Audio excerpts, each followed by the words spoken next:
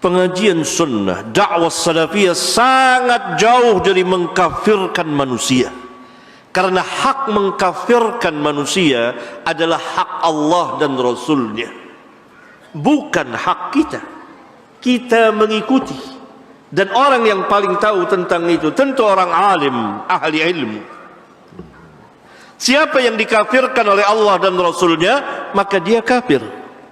Siapa yang tidak dikafirkan oleh Allah dan Rasulnya, maka dia tidak kafir. Hak mengkafirkan adalah hak Allah dan Rasulullah sallallahu alaihi wa ala alihi wasallam.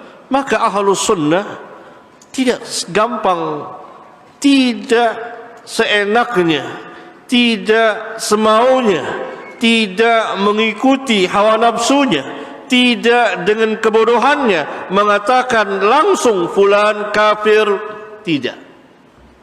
Tapi kalau penjelasan secara umum, perbuatan ini kalau dilakukan adalah kafir. Yakni pengkafiran ada dua macam. Pengkafiran secara umum, perbuatan ini kalau dilakukan oleh manusia dia kafir. Ada yang ta'yin, ditentukan ABC-nya, fulan kafir. Ini perlu ditegakkan hujjah kepada fulan. Dan ini manhaj para sahabat ridwanullah alaihim jami'an. Adapun ahli bid'ah itu sangat mudah, ringan sekali mengkafirkan, karena manhaj mereka dibina atas dasar kejahilan dan hawa. Siapa yang tidak sepaham kepada mereka, maka mereka mengkafirkannya. Contoh yang terbaik bagi kita adalah para sahabat ridwanullah alaihim jami'an. Ketika Khawarij mengkafirkan mereka, mengkafirkan Ali, mengkafirkan Muawiyah, mengkafirkan Amr bin As, bahkan yang sebelumnya Utsman bin Affan dan lain-lain para sahabat radhiyallahu anhum, apakah Ali bin Abi Thalib dan kawan-kawannya membalas mengkafirkan mereka juga? Jawabnya tidak. Lihat keadilan para sahabat. Khawarij mengkafirkan Ali, Ali tidak membalas mengkafirkan mereka, karena tidak ada dalil untuk mengkafirkan mereka. Oleh karena itu hadis-hadis Khawarij yang Nabi SAW katakan yamruquna minal Islam, mereka keluar dari Islam seperti anak panah keluar dari busurnya, demikian cepat.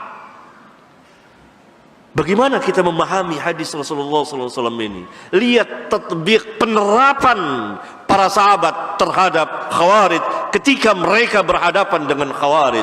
Maka mereka tidak mengkafirkan Khawarij secara umum, walaupun mereka mengkafirkannya. Demikian juga para ulama Ahlus Sunnah tidak mengkufurkannya. Tarikh telah berbicara dari perjalanan warasatul anbiya. Syekhul Islam Ibn Taimiyah rahmatullahi alaih, mahkotanya ulama salaf,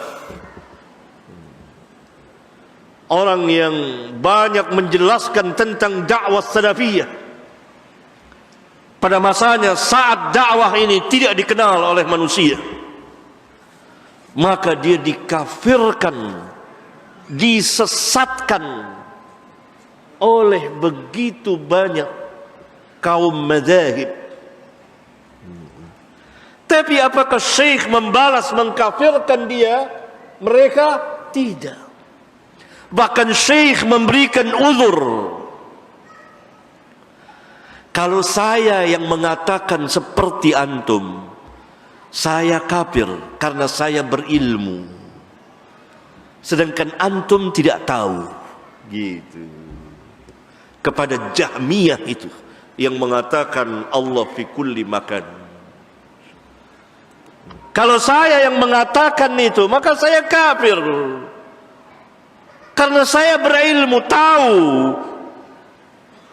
bahwa perkataan itu besar, Perkataan itu kemungkaran yang besar, kesesatan yang besar, kekufuran.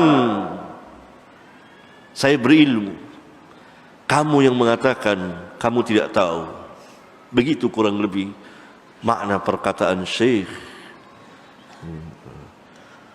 Tidak ada seorang pun yang dikafirkan oleh Syekh. Walhal Syekh sampai hari ini dikafirkan oleh kaum madzhab, sekurang-kurangnya disesatkan dan lain sebagainya. Lihat, ahlus sunnah tegak dengan ilmu dan keadilan, ahli bid'ah tegak dengan kejahilan dan hawa nafsu serta kezaliman.